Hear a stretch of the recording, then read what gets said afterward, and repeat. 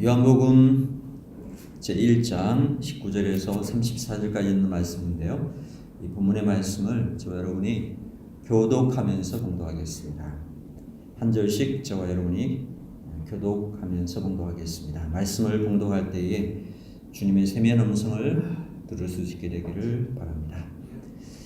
유대인들이 예루살렘에서 제사장들과 레위인들을 요한에게 보내어 내가 누구냐 물을 때에 요한의 증언이 이러하니라. 요한이 드러내어 말하고 숨기지 아니하니 드러내어 한 말이 나는 그리스도가 아니라 하되 또 묻되 그러면 누구냐 내가 엘리야냐 이르되 나는 아니라. 또 묻되 내가 그 선지자냐 대답하되 아니라. 또 말하되 누구냐 그를 믿는 이들에게 대답하다가 너는 이들에 대하여 무엇이라 하느냐 이르되 나는 선지자 이사야의 말과 같이 주의 길을 곧게 하라고 광야에서 외치는 자의 소리로라 하니라.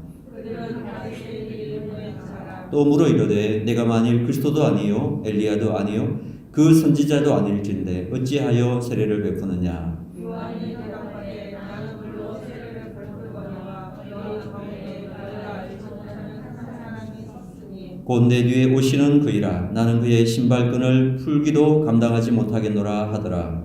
이 일은 요한이 세례 베풀던 곳 아브라함 건너던 베들레헴에서 일어난 일이니라. 이튿날 요한이 예수께서 자기에게 나오심을 보고 이르되 보라 세상 죄를 지고 가는 하나님의 어린 양이로다. 내가 전에 말하기를 내 뒤에 오는 사람이 있는데 나보다 앞선 것은 그가 나보다 먼저 계시리라 것이 이 사람을 가리키라. 나도 그를 알지 못하였으나 내가 와서 물로 세례를 베푸는 것은 그를 이스라엘에 나타내려 함이라 하니라.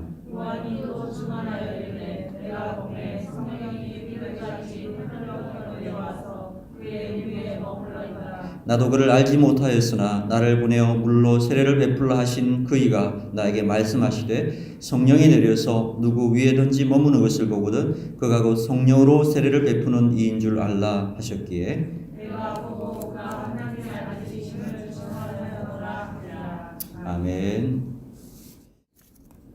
본문의 말씀 가지고요. 요한복음 말씀 네 번째 시간입니다.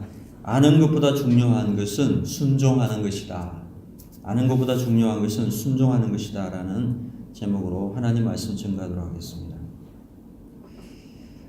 자, 오늘 본문에 보니까 세례 요한이라고 하는 분이 나옵니다. 여러분 아시는 것처럼 세례 요한은 예수님보다 몇 개월? 6개월 먼저 태어나서 예수님이 누구이고 또 무슨 일을 할 것인지 그것을 세상에 알리는 그런 선지자의 역할을 한 사람입니다. 오늘도 요한은 자기 자신에 대해서 이렇게 말하죠. 주의 길을 곧게 하라고 광야에서 외치는 자의 소리다. 자기 자신의 정체성이 아주 분명한 그런 선지자가 요한이었습니다. 구약 성경에는 이 세례 요한에 대해서 이런 예언을 하고 있습니다. 말라기 4장 5, 6절에 보니까 보라 하나님의 크고 두려운 날이 이르기 전에 내가 선지 엘리야를 너희에게 보내리니 그가 아비의 마음을 자녀에게로 돌이키게 하고 자녀들의 마음을 그들의 아비에게로 돌이키게 하리라. 돌이키지 아니하면 두렵건대 내가 와서 저주로 그 땅을 칠까 하노라 하시니라. 아주 명확한 예언이 되어 있죠. 메시아가 오기 전에 엘리야와 같은 선지자가 올 것이다. 그리고 그 선지자가 아비의 마음을 자녀에게로, 자녀의 마음을 아비에게로 돌이킬 것이다. 그래서 회복되고 마음을 새롭게 하게 할 것이다. 이렇게 예언을 하였는데 아주 정확하게 그 예언이 세례 요한을 통해서 이루어지고 있는 것을 볼 수가 있습니다. 자, 그렇다면 이 모든 성경의 예언과 이런 예언의 성취에 대해서 제일 잘 알고 있어야 할 사람이 누구였겠습니까? 그것은 바로 당시 영적 지도자들이라고 할 수 있는 제사장들, 레위인들이겠죠. 그런데 오늘 본문을 보시면 제사장과 레위인들이 요한을 찾아옵니다. 찾아와가지고 뭐라고 묻습니까? 이 세례 요한에 대해서 뭐라고 묻죠? 네가 누구냐? 이렇게 물었어요. 내가 누구냐? 여러분, 왜 요한에게 와가지고 네가 누구냐라고 물었을까요? 한마디로 영적 무지 때문에 그랬다라는 겁니다. 이 영적인 세계가 어떻게 흘러가는지를, 하나님의 예언이 어떻게 성취되고 있는지에 대해서 전혀 깨닫지 못하고 있는 사람들이었기 때문에 그렇다는 것입니다.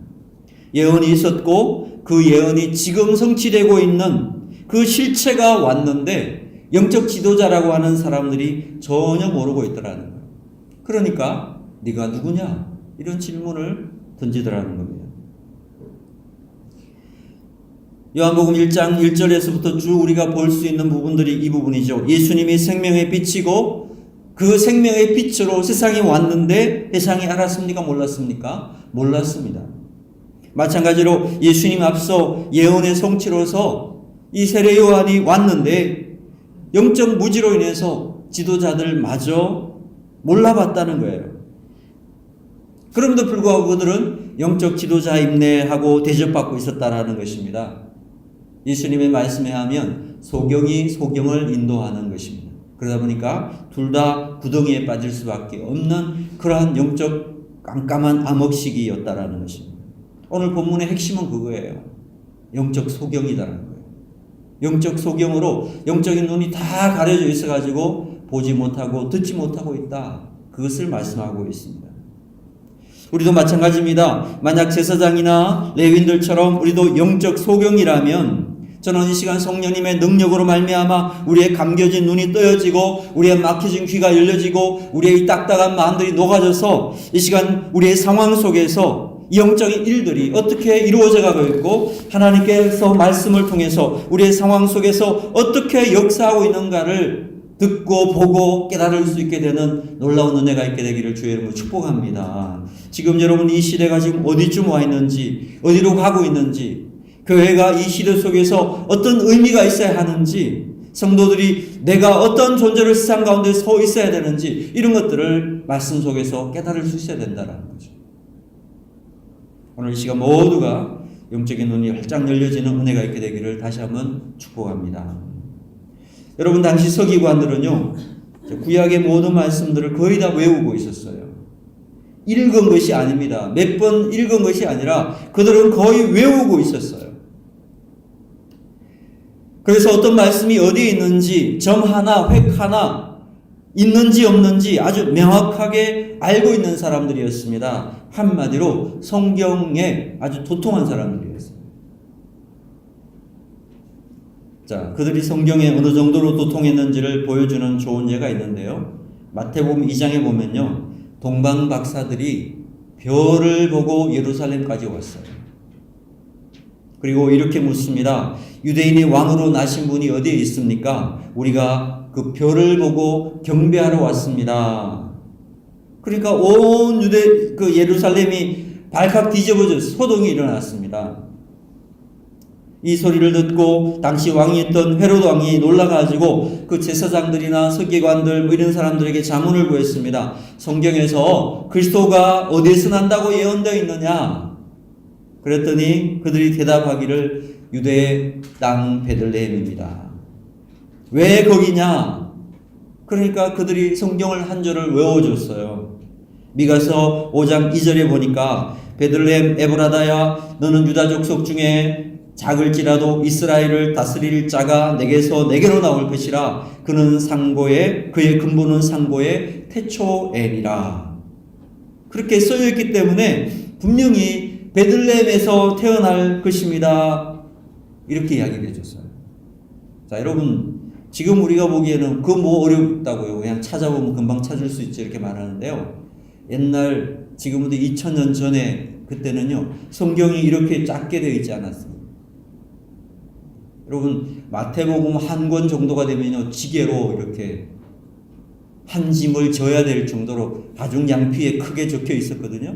그거를 찾아가지고 구약 전체를 찾아가지고 읽는 것은 불가능한 거예요. 그 짧은 시간에. 우리가 생각하는 식으로 그때를 생각하면 안 돼요. 그건 불가능한 거예요. 외우고 있지 않으면 찾아낼 수 없는 거라고요. 그런데 그들은 금방 그것을 외워냈어요. 자, 그들의 해석이 맞습니까? 틀립니까? 아주 정확하게 맞았어요. 정확한 지식을 가지고 있었습니다.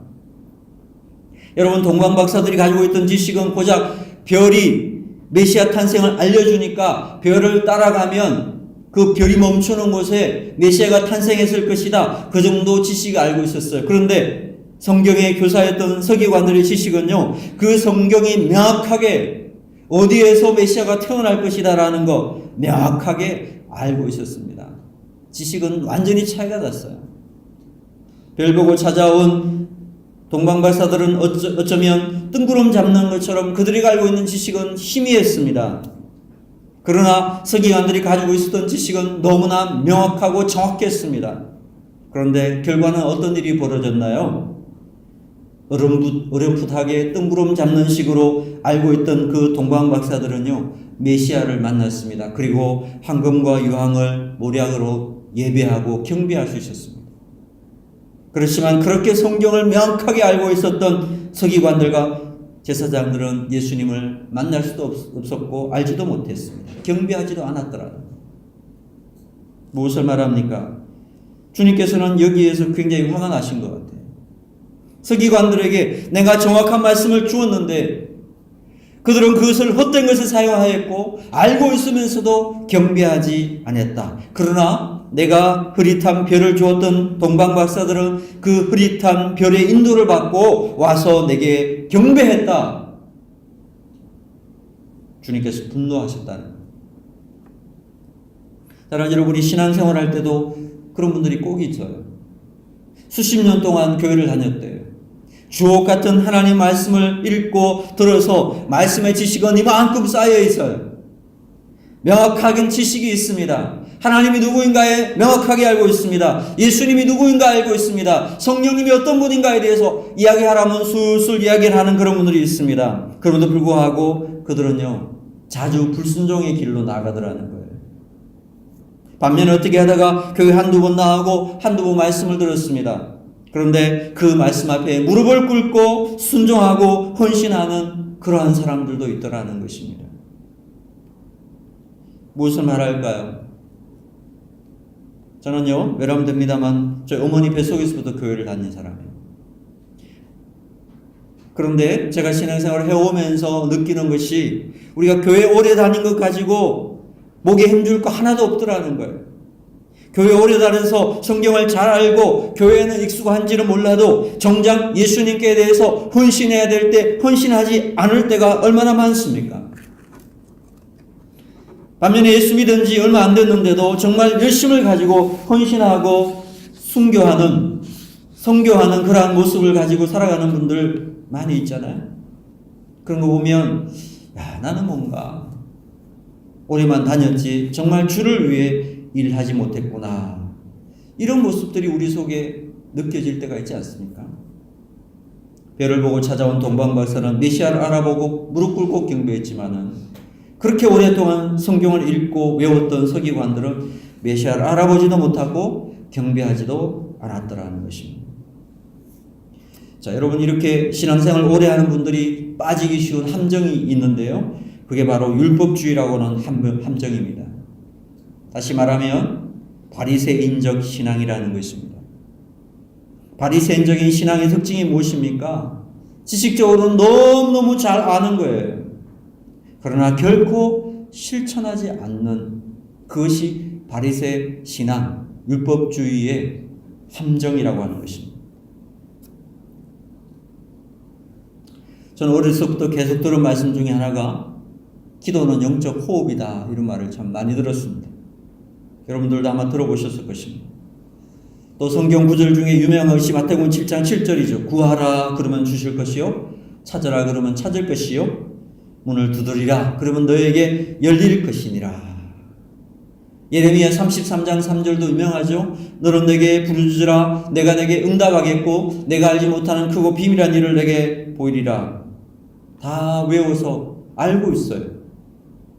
그런데 만약 제가 기도하지 않는다면, 제가 기도해야 한다는데 기도에 안 나온다면 그것이 바로 아는 것과 실천하는 것이 괴리가 일어나는 것이고, 그러한 신앙이 우리의 삶을 자꾸만 무너뜨린다는 거예요. 선교는 주님 명령이다. 경찰 복음화를 위해서 우리가 열심히 전도하고 선교해야 된다.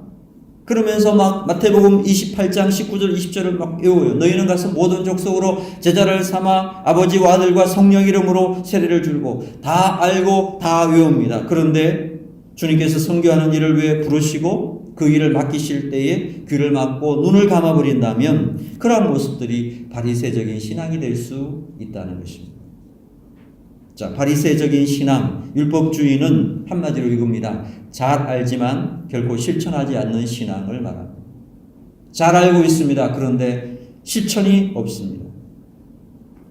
여러분, 잘 알면서도 실천하지 않는 믿음을 성경은 뭐라고 그런지 아십니까? 야고보서 2장 9절이 보니까 내가 하나님은 한 분이신 줄을 믿느냐 잘 하는도다. 귀신들도 믿고 떠느니라. 여러분, 더러운 귀신들도요, 예수님이 누구신지, 믿음이 무엇인지, 하나님이 계신지 안 계신지 명확하게 알고 있다는 거예요. 그런데 귀신의 믿음은 행하는 믿음이 아니라 그냥 그걸 알고 떠는 믿음이래요. 떠는 믿음. 귀신의 믿음은 도피하는 믿음이고 거절하는 믿음이에요. 알지만 그 알 앞에서 아는 것 가지고 순종하고 그 아는 것 가지고 경배하는 것이 아니라 그 아는 것 가지고요 떨고 아는 것 가지고 도피하고 아는 것 가지고 거절하는 믿음이라는 것입니다. 알면서도 못하겠다는 것입니다. 이것은 믿음이라고 할 수 없다는 것입니다. 성경 말씀합니다. 잘하는도다. 귀신들도 믿고 떨지 않는다. 히브리서 11장을 보면 믿음의 선구자들이 쭉 열거되어 있습니다. 아시는 것처럼 히브리서 11장은 믿음장이라고 합니다. 그런데 거기에 나오는 수많은 믿음의 선조들의 공통점이 하나 있습니다. 뭡니까? 바로 그들의 믿음은 행동하는 믿음의 특징을 가지고 있다는 것입니다. 머리로만 알고 고개 끄덕이고 그거 외워가지고 마음 가운데 외워있는 그러한 믿음이 아니라 그들의 믿음은 알 뿐만 아니라 실천하고 행동하는 믿음, 하나님 말씀에 대해서 행동하고 순종하는 믿음을 가지고 있던 사람들이라는 것입니다. 이 믿음을 성경은 가리켜서 비로소 살아있는 믿음이라고 합니다. 이런 믿음을 행동하는 믿음이라고 합니다. 이런 믿음을 세상이 감당할 수 없는 믿음이라고 부르는 것입니다. 사랑하시는 여러분, 믿음은요 명사가 아니라 동사인 거 아십니까? 믿음은 동사인 것입니다. 히브리서 11장에 나오는 믿음의 선구자들의 믿음의 특징들을 보면 다 동사형으로 표현되어 있어요. 믿음으로 아벨은 희생의 제물을 드렸습니다. 믿음으로 노아는 방주를 준비했습니다. 믿음으로 아브라함은 아들을 바쳤습니다. 믿음으로 모세는 애굽을 떠났습니다. 여기 나오는 믿음을 보십시오. 그들은 믿음으로 뭐뭐를 했다라고 되어 있어요. 다 동사예요. 무엇을 말합니까? 믿음은 반드시 행동을 수반한다라는 것입니다.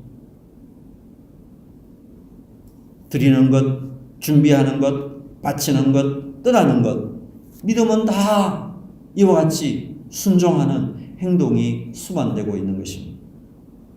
그러므로 여러분, 믿는다는 것은 무엇을 의미하는 것입니까? 믿는다는 것은 곧 순종하는 행동인 것입니다. 바리새인들의 믿음, 서기관들의 믿음, 레위인들의 믿음, 귀신의 믿음의 공통점이 무엇입니까? 잘 아는 믿음이었습니다. 그러나 행동하지 않았습니다. 그러므로 하나님 말씀을 잘 알고 그 말씀 순종으로 행동으로 순종하는 것, 이것이 진정한 믿음, 살아있는 믿음, 세상이 감당할 수 없는 믿음이라는 사실을 믿으시기를 주 여러분을 축복합니다. 아는 것보다 중요한 것은 순종하는 것입니다. 아는 것은 아는 것에 머물지만 순종은 작은 것부터 시작해서 큰 변화를 이룰 수 있는 역사들이 나타날 수 있게 된다는 것입니다. 여러분 보십시오. 바리새인들이 예수님을 좋아했습니까? 싫어했습니까? 싫어했습니다. 왜 그렇습니까? 예수님의 설교에 불만이 참 많았습니다.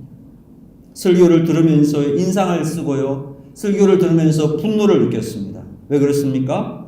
예수님의 설교 제목은 항상 이거였거든요. 회개하라 천국이 가까웠느니라. 회개하라는 거예요. 여러분, 세리와 창녀들은요, 이 설교를 들을 때 그들은 고개를 끄덕였습니다. 눈물을 흘렸습니다. 그리고 예수님 앞에 나왔습니다. 그리고 고백했습니다. 맞습니다. 저는 회개해야 될 죄인입니다. 회개합니다. 눈물로 회개했습니다. 그런데 똑같은 설교를 들었던 바리새인들 어떻게 반응했습니까? 아니, 내가 무슨 회개할 죄가 그렇게 있다고 자꾸 회개하라 그러냐? 나는 의인이야. 나는 구제도 하고, 나는 금식도 하고, 나는 식물 생활도 잘하고, 나는 예배도 빠지지 않고, 나는 회개해야 될 사람이 아니라 존경받아야 될 대상이야. 그런데 뭐 나보고 회개하라고? 이런 나쁜 설교를 하다니 저 가만두면 안 되겠어. 오히려 예수님을요 손가락질하고 예수님을 죽이려고 했다라는 거예요. 그것이 바로 바리새인들의 모습이더라는 겁니다. 무슨 이야기죠? 여러분, 좀 안다고, 좀 똑똑하다고 영적인 교만에 빠지면 영적인 소경이 되어버린다는 것입니다. 그래서 분명히 하나님께서 그 교만에 대해서 말씀하시는데, 네가 교만해다, 너 교만해, 겸손해져라. 그러면 말씀을 들을 때에 내가 교만하구나, 내가 좀 더 겸손해야 되겠다, 내가 좀 더 나 자신을 내려놔야 되겠다, 그러면서 말씀 앞에서 자기 자신이 변화될 것을 생각하면서 마음을 열어서 그 말씀으로 이렇게 마음에 응접해야 되고 삶의 변화를 가져와야 되는데, 교만한 사람들은 내가 뭐 어떻게 더 겸손해지라고 지금보다, 그래서 마음을 딱 닫아버려요. 변화받을 생각을 하지 않는다는 것입니다. 바로 이것이 영적 교만인 것입니다. 사랑하는 여러분, 하나님 말씀 앞에서 우리는 항상 행동할 준비가 되어 있어야 된다는 겁니다. 말씀이 선포되면 그 말씀을 듣고 삶을 고치고 행동을 고치고 변화될 준비가 되어 있는 사람이 되어야 된다는 것입니다. 이것이 바로 겸손이요, 영적 소경의 늪에서 빠져나올 수 있는 유일한 길이라는 것입니다. 여러분, 솔직히 말해서 우리 중에 변화되지 않아도 될 사람이 있을까요? 우리 모두 다 하나님 앞에서 죄인 아닙니까? 하나님 앞에서 당당할 사람이 누가 있겠습니까? 목사인 저부터 시작해서 우리 모두는 다 하나님 앞에서 지금도 여전히 변화되어져 가야 될 죄인 중에 괴수들이라는 거예요. 정말 많이 변화되어야 될 존재라는 것입니다. 이런 의미에서 우리가 드리는 예배는 너무나 가치 있고 소중한 그러한 것입니다. 로마서 12장 1절에 보니까, 그러므로 형제들아, 내가 하나님의 모든 자비하심으로 너희를 권하노니 너희 몸을 하나님이 기뻐하시는 거룩한 산제사로 드리라. 이는 너희 드릴 영적 예배니라. 예배 드려야 된다, 이렇게 말씀하셨어요. 그리고 2절에 보니까 너희는 이 세대를 본받지 말고 오직 마음을 새롭게 함으로 변화를 받아 하나님의 선하시고 기뻐하시고 온전하신 뜻이 무엇인지 분별하도록 하라라고 말씀하셨습니다. 예배에 드려야 된다라고 말씀하시면서 예배에 드려야 되는 이유는 변화받기 위해서 예배 드리는 거라고 했어요. 세상을 이기기 위해서, 죄를 이기기 위해서, 나 자신을 이기기 위해서 하나님의 뜻을 알고 그 하나님의 뜻에 순종하면서 자기 자신을 내려놓고 깨어지면서 변화받기 위해서 예배 드리는 것이 예배라는 거예요. 그러므로 예배는 무엇입니까? 여러분, 예배는요, 변화받는 현장입니다. 예배를 드리면서 하나님의 전전 앞에 서 있는 내가 얼마나 연약한 사람인가, 하나님의 존재 앞에서 그 영광의 빛을 바라보면서 나의 어두움을 보는 것, 그 전능하신 하나님 앞에서 나의 유한함을 보면서 하나님의 무릎을 꿇는 것, 주의 말씀을 들으면서 내 삶 가운데에 깨닫지 못했던 죄를 발견하고 교만함을 발견하면서 하나님 앞에서 무릎 꿇으면서, 주님, 저는 교만한 사람입니다, 저를 긍휼히 여겨 주십시오, 무릎 꿇을 수 있는 그런 모습들이 예배 가운데 있는 것입니다. 여러분, 예배하면서 설교를 들으면서 성경의 지식이 늘어나고 새로운 찬송을 배우는 것이 예배가 아닙니다. 지금의 내 모습을 바라보면서 내 안에 변화되어져야 할 것들이 무엇인가를 바라보면서, 주님, 제가 변화되겠습니다, 제가 달라지기를 원합니다, 이제 좀 더 성숙한 모습으로 주님 앞에 서기를 원합니다, 이렇게 고백하면서 주님 앞에 나가는 것, 이것이 예배자의 모습인 거예요. 그래서 예배는요, 변화의 시간인 겁니다. 더 성숙한 모습으로 주님 앞에 나가겠다고 고백하는 것, 이것이 예배. 우리가 찬송을 불렀죠. 이제까지는 내 마음의 주인이 제 자신이었습니다. 그런데 이제 주님 앞에 제 마음의 주인자위를 내어드리겠습니다. 제가 이제까지 주님의 말씀에 온전히 순종하지 못했습니다. 그러나 이제부터 주님, 제가 순종하겠습니다. 제가 이제까지는 하나님 말씀에 온전히 받아들이지 않았습니다. 그런데 이제부터 마음을 열고 주의 말씀을 받아들이겠습니다. 말씀이 가라고 하면 가고, 말씀이 멈추라면 멈추겠습니다. 바로 이것이 변화된 자의 고백이 될 수 있다는 것입니다. 그러므로 살아가신 여러분, 우리가 하나님 말씀을 듣고 있음에도 불구하고 계속해서 내 고집을 부리고 내 마음대로 하겠다 그러고 지금도 충분하다 그러고 나는 변화될 것이 없다 그러면요, 우리는 내 마음속에 이게 교만함이 와 있구나. 내가 영적 소경이 되었구나. 참된 예배의 정신을 빗나간 모습으로 살아가고 있었구나. 이것을 깨달아야 된다는 것입니다. 하나님은 그런 마음을 가진 사람의 예배를 받으실 수 없다는 것입니다. 그러므로 믿음의 사람들은 하나님 말씀 앞에 변화받는 모습으로 서 있어야 됩니다. 하나님 말씀 앞에서 감동이 있습니까?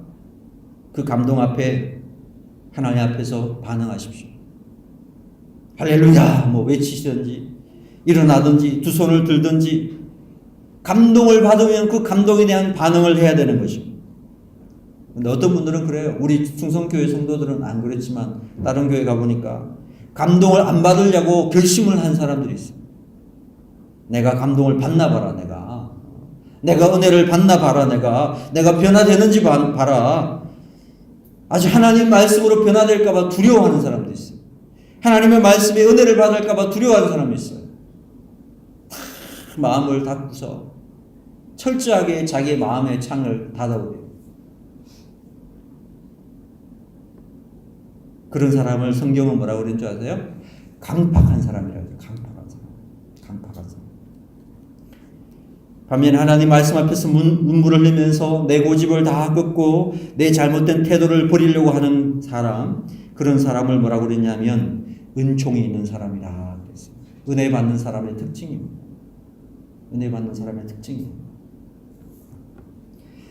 오늘 이런 마음으로 하나님 앞에 예배하는 자를 주님은 찾으시는 것입니다. 변화받아야 될 죄인임을 인정하고 하나님 앞에 나와 겸손하게 무릎 꿇고 주님, 저는 죄인입니다. 저를 변화시켜 주시옵소서. 고백하는 그런 사람을 주님이 오늘도 찾으시는 것입니다. 많이 아는 것이 중요한 것이 아닙니다.